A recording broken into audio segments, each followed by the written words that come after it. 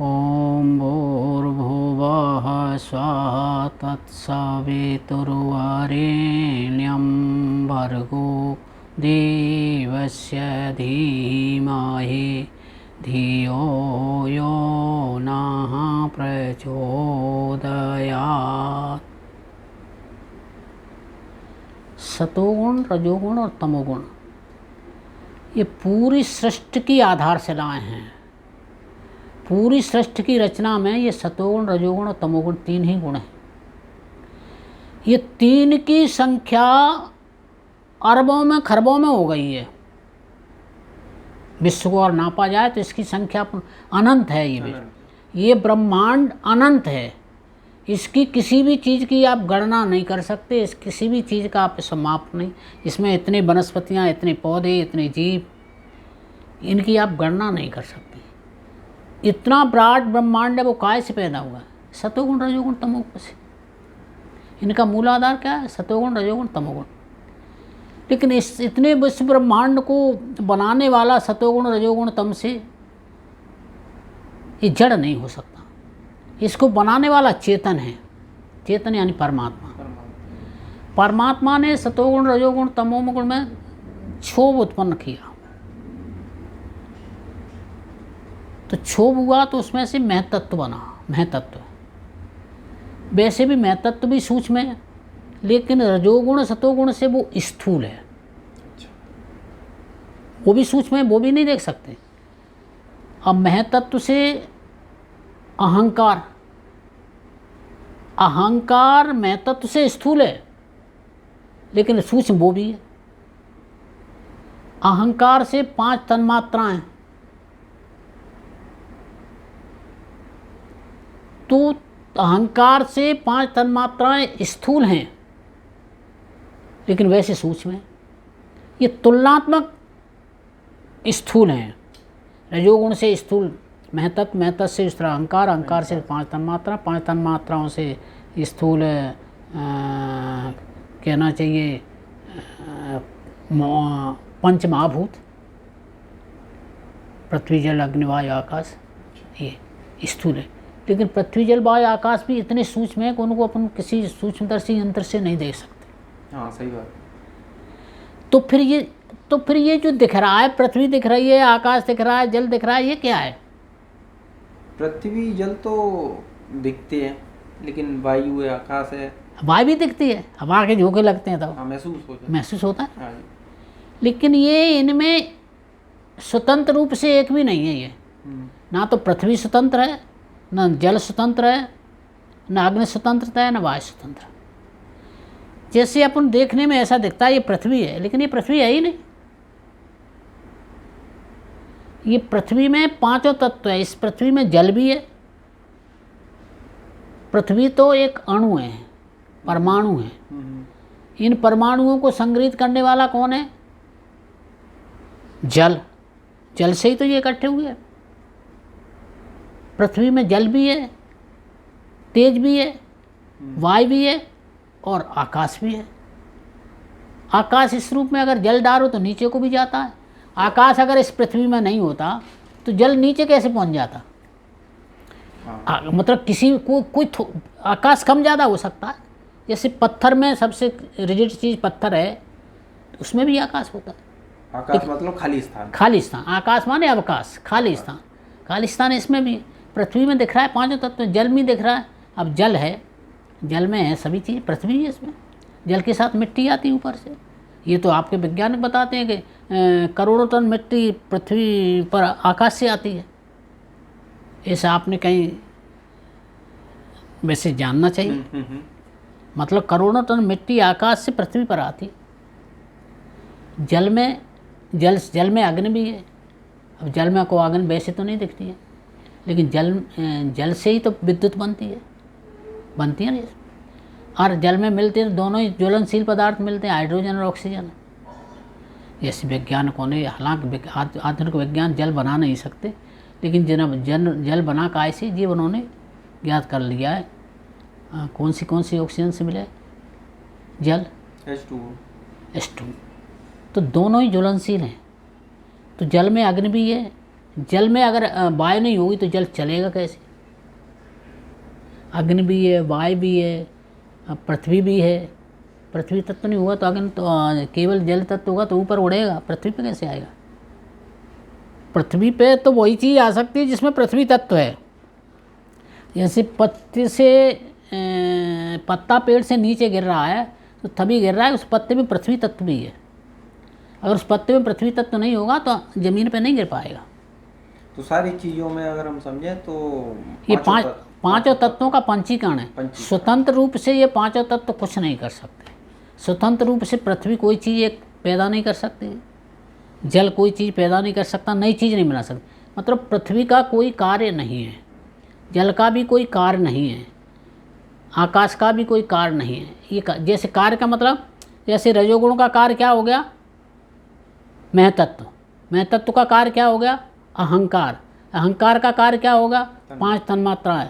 5 तन्मात्रा का कार्य क्या होगा? पंच महाभूत। लेकिन पंच महाभूतों का कोई कार्य नहीं है। मेरी बात समझना जरा। मतलब जैसे गुणों का कार्य महतत्व, महतत्व का कार्य अहंकार, अहंकार का कार्य 5 तन्मात्राएं, 5 तन्मात्राओं का कार्य पंच महाभूत। लेकिन पंच महाभूतों का कोई कार्य नहीं है। पंच महाभूतों पर आकर के ये स्टॉप लग गया है। तो फिर ये पंचभूतों का कोई कार्य नहीं, तो इतनी बड़ी सृष्टि फिर और बन काहे से गई? 5 तत्व तक ही क्यों नहीं? तो ये पंचभूतों का, पंच महाभूतों का ये पंचीकरण है।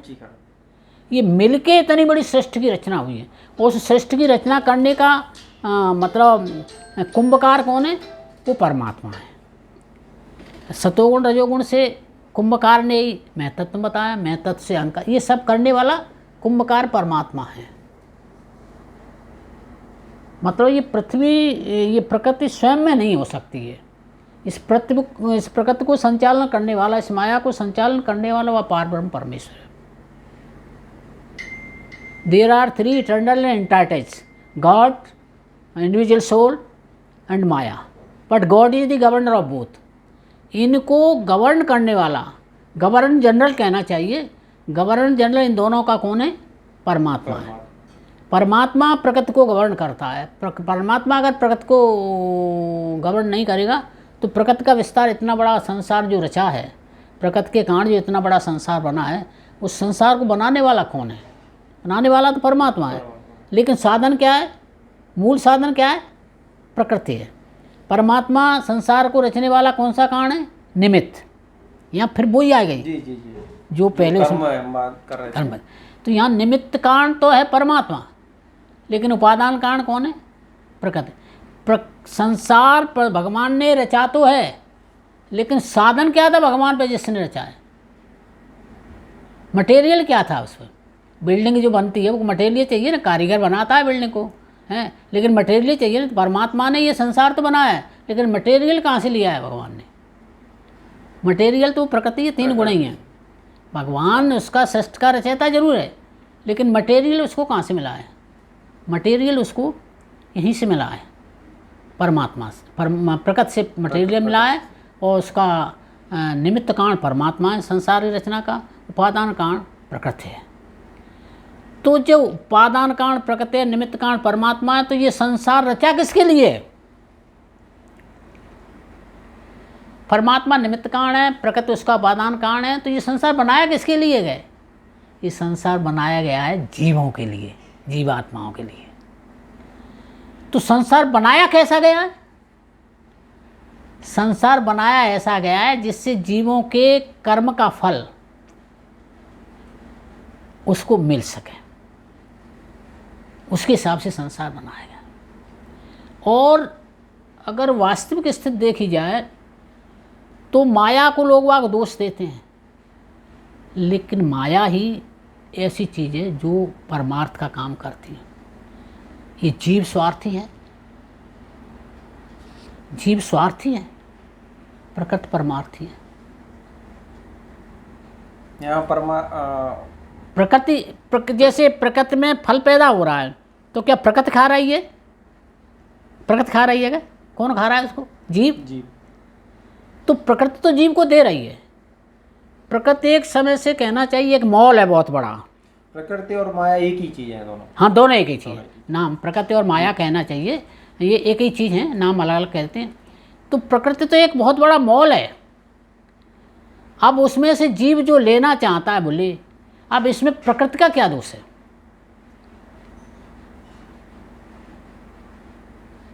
प्रकाश, स्थित, क्रियाशील, ये 3 चीज़ें भूतेन्द्रियात्मक। भोग अपवर्गार्थम दृश्यम, रजोगुण, सतोगुण, तमोगुण, इनसे भूतेंद्रिय बने हैं। तो इनका जो है जी ये काय के लिए बने हैं?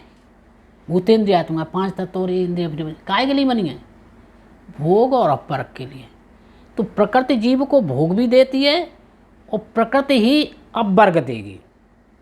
जीव को भोग और मोक्ष देने के लिए प्रकृति है। दृश्य, दृश्य यहाँ प्रकृति का भोग, प्रकाश, क्रिया, स्थित, शीलम, भोग प्रकाश, क्रिया, स्थित, शीलम, भूतेन्द्रियात्मक। भोग अपवर्गार्थम दृश्य। प्रकाश यानी सतोगुण, क्रिया यानी रजोगुण, स्थित मानी तमोगुण। ये तीनों भूतों के रूप में बदलते भूतेन्द्रियात्मक। अब तो ये दृश्य काय के लिए बना है? इस जीव को भोग देने के लिए और मोक्ष देने के लिए। प्रकृति अपने आप में कोई वृक्ष फल दे रहा है तो वो फल को खा नहीं रहा है। खा कौन रहा है? जीव दे रहा है। कोई वृक्ष छाया दे रहा है तो वृक्ष छाया प्राप्त नहीं कर रहा है, वो छाया को प्राप्त कौन कर रहा है? जीव। उससे लकड़ी जीव काटता है। प्रकृति का उपयोग कौन कर रहा है? प्रकृति का दोहन कौन कर रहा है? प्रकृति कर रही है, जीव कर रहा है। प्रकृति का जीव का दोहन कर रही है? नहीं कर रही। उसका तो एक मॉल बना है बहुत बड़ा। मॉल में से जीव जो चाहे वो लेता है। इसमें प्रकृति का दोष कहाँ है? प्रकृति तो दोनों ही चीज़ें दे रही है, आपको भोग भी दे रही है, मोक्ष भी दे रही है। तो भोग, जी जी, तो ये 3 जो गुण है गुरु जी, ये तीनों गुण सर्व जगह व्याप्त हैं और ये कभी कम ज़्यादा हो सकते हैं, बट जो मुझे समझ में आ रहा है, बट ये खत्म नहीं हो सकते। खत्म नहीं हो सकते। खत्म हो जाए सृष्टि खत्म हो जाए। सृष्टि खत्म हो जाए। अगर इनमें से एक भी गुण खत्म हो गया तो सृष्टि खत्म हो जाएगी। हाँ, कम ज़्यादा हो जाते हैं, कम ज़्यादा हो जाते हैं, कम ज़्यादा हो जाते हैं। और ये जैसे अगर सतोगुण बढ़ा हुआ है तो रजोगुण तमोगुण दोनों उसको मदद करेंगे, सतोगुण को। जैसे कोई उदाहरण? ये सत्वगुण अपने जैसे अपन कथा भागवत पे बैठते हैं जी हैं, तो सतोगुण अपना बढ़ा हुआ है, जी जी, तो रजोगुण नहीं होगा तो इतनी वाणी के बोलेगा कैसे? 4 घंटे 5 घंटे बैठता है तो पंडित बोलेगा कैसे? तो ये रजोगुण की क्रिया है ना। पंडित वहाँ से ग्वालियर से, वहाँ से लंदन से वगैरह से आते हैं, अगर रजोगुण नहीं हुआ तो वहाँ से आके, रजोगुण का अर्थ है क्रिया, सतोगुण का अर्थ है आनंद, और तमोगुण का अंदर है स्थिरता। अगर तमोगुण नहीं होगा तो 4 घंटे 5 घंटे तुम आसन पे बैठते हो, कैसे बैठ जाओगे? अगर तमोगुण एक दिन के लिए ख़त्म हो जाए तो बॉस एक दिन में आदमी पागल हो जाएगा। नींद काय से आती है? निद्रा गुण किसका है? निद्रा गुण तमोगुण का है। अगर तमोगुण से नींद नहीं आई, तमोगुण नहीं हुआ किसी में, तो नींद नहीं आई उसको, नींद नहीं आई तो पागल हो जाएगा। गुण तो तीनों ही आवश्यक है, लेकिन ये गुणों में विरोध भी बहुत तगड़ा है। लेकिन जो बढ़ गया, एक बढ़ गया तो 2 उसकी मदद करेंगे, उनमें से कोई सा बढ़ जाए। अगर तमोगुण बढ़ गया तो रजोगुण सतोगुण तमोगुण की मदद करेंगे। आदमी नींद में सो रहा है तो सतोगुण भी मदद कर रहा है, रजोगुण भी मदद कर रहा है। रजोगुण माने क्रिया, तमोगुण माने स्थिरता और सतोगुण माने आनंद। ये तीनों ही चीज़ें मतलब एक दूसरे की मदद भी करती हैं और एक दूसरे का भयंकर विरोध भी करती हैं। और कहना चाहिए तो कि इंग्लिश में रूसो कहते हैं शिक्षा शास्त्र में, everything is good as it comes from the hands of nature, but it degenerates in the hands of man.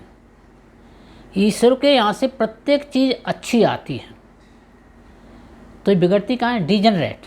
जब आदमी उसको डिजेनरेट करता है ना तो ये बिगड़ जाती है, अच्छी भी हो जाती है, बिगड़ भी जाती है। Everything is good as it comes from the hands of nature but degenerates in the hands of man. अपने तुलसीदास जी भी कहते हैं, भले पूज सब विदुपजाए। ब्रह्मा जी ने सभी को अच्छा बनाया, तो फिर ये गुणगान करके वेदों ने उनको भिन्न भिन्न कर दिया।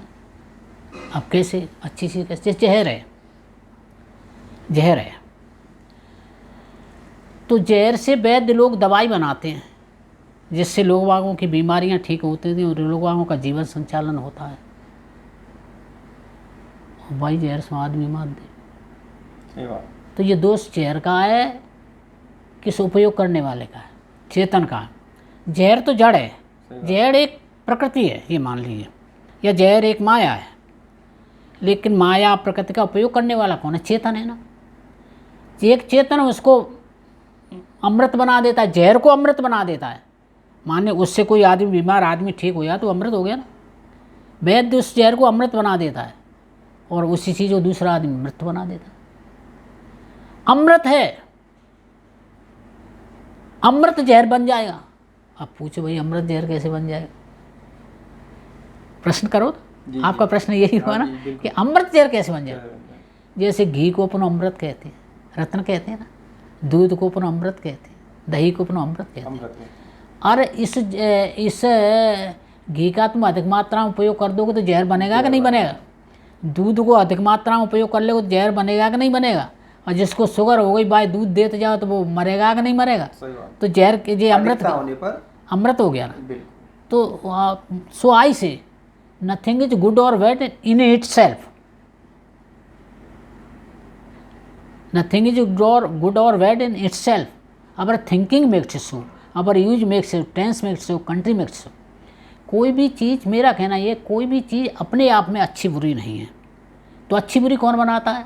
आवर थिंकिंग, हमारा विचार, हमारी क्रिया। Our thinking makes, our use, अपना उपयोग। अपन जहर का किसी की दवाई बना करके किसी को जिंदा भी कर सकते हैं, किसी को मार भी सकते हैं। तो ये जहर में अवगुण थोड़ी है, ये अवगुण किसमें? अपन उपयोग करने वाला। Everything is good at but I say nothing is good or bad in itself. Our thinking makes so, our use makes so, tense makes so, country makes so. इन सब चीज़ों पे स्थिर है, कर सकते न कोई कम कर सकता, केवल उपयोग कर सकते हो। उपयोगिता इसकी कम ज़्यादा कर सकते हैं, लेकिन ख़त्म कोई चीज़ नहीं होती। जैसे तो आपका ये तो आपका विज्ञान मानता है कोई चीज़ ख़त्म नहीं होती, रूप परिवर्तन होता है। कोई चीज़ ख़त्म नहीं होती। एनर्जी अगर चीज़ ख़त्म हो गई तो संसार ही एक दिन ख़त्म हो जाएगा। तो ये फॉर्म चेंज होती रहती है, उसको खत्म नहीं किया जा सकता। अब इनका प्रतिप्रसव होता है, प्रलय काल में इनका प्रतिप्रसव होता है। प्रतिप्रसव जानते हो आप? जी। जैसे प्रसव माने बच्चा पैदा करने, और बच्चा पैदा हो गया उसी प्रसव में फिर पहुंचा दो, इसको प्रतिप्रसव कहते हैं। तो ये प्रतिप्रसव कैसे होता है? 5 तंतुओं का पंचीकरण हटेगा, स्वतंत्र रूप से अलग होंगे। 5 तत्व 5 तन्मात्रा में समाएंगे। 5 तन्मात्राएं अहंकार में समाएंगे, अहंकार मैं तत्व में समाएगा, और मैं तत्व जो है 3 गुणों में समा जाए। 3 गुणों के आगे कुछ नहीं, अलिंग परिवसानम, विशेष अविशेष लिंग मात्र गुण परमाण है। तो ये जितने भी हैं अलिंग, मैं तत्व तक लिंग है, लिंग माने चिन्ह, पहचान एक तरह से, लेकिन गुण प्रमाण अलिंगान है, इसकी कोई पहचान नहीं, ये किसी में नहीं। जैसे मैं तत्व से पंचभूतों से 5 तन्मात्राएं में गए, 5 तन्मात्राओं से अहंकार में गए, अहंकार से मैं तत्व में गए, मैं तत्व से 3 गुणों में गए, लेकिन 3 गुण किसी में नहीं गए। 3 गुण अपने में स्वतंत्र हैं, उनको ऐसा नहीं कह सकते वो 3 गुण परमात्मा में चले गए। फिर 3 गुण हैं इसी आकाश में हैं, गुण भी आकाश में रहेंगे, परमात्मा भी आकाश में रहेगा। तो ये गुण अलिंग परिवसानम, ये इनका कोई वो नहीं है, लिंग, इनका मतलब कोई कारण नहीं है। जैसे 5 तत्वों का कारण 5 तन्मात्राएं हैं, 5 तन्मात्राओं का कारण अहंकार, अहंकार का कारण मैं तत्व का कारण 3 गुण, लेकिन 3 गुण किसी का वो कार्य नहीं है, 3 गुण स्वयं में कारण है। ये सब संसार पूरे का रचने का कारण 3 गुण हैं, ये 3 गुणों का कोई कारण नहीं है। आपको ये कहना चाहे 3 गुणों का कारण ईश्वर है, ईश्वर नहीं है, वो अपने में स्वतंत्र है। हाँ, ईश्वर क्या है? उसको क्रियान्वित करता है, ईश्वर उसको क्रियान्वित करने वाला है, ईश्वर उसका निमित्त कारण है, ईश्वर उसको गवर्न करता है, ईश्वर उसको गवर्न करता है, बनाता नहीं है। ये इतनी सी बात है, और कुछ और बात हो तो जी। तो ये था तीनों गुणों पर गुरुजी के विचार, और तीनों गुणों से होते हुए किस तरह पंचभूतों का क्रियान्वयन हुआ है, जिससे सृष्टि हमारी फलीभूत होती है। तो कैसा वीडियो लगा आपको अपने कमेंट्स में हमें बताएं, और कोई जिज्ञासा है तो कमेंट्स के माध्यम से हमें बताएं। हम गुरुजी के द्वारा उन जिज्ञासाओं का आंसर करने का प्रयास करें। बहुत बहुत धन्यवाद। नमस्कार।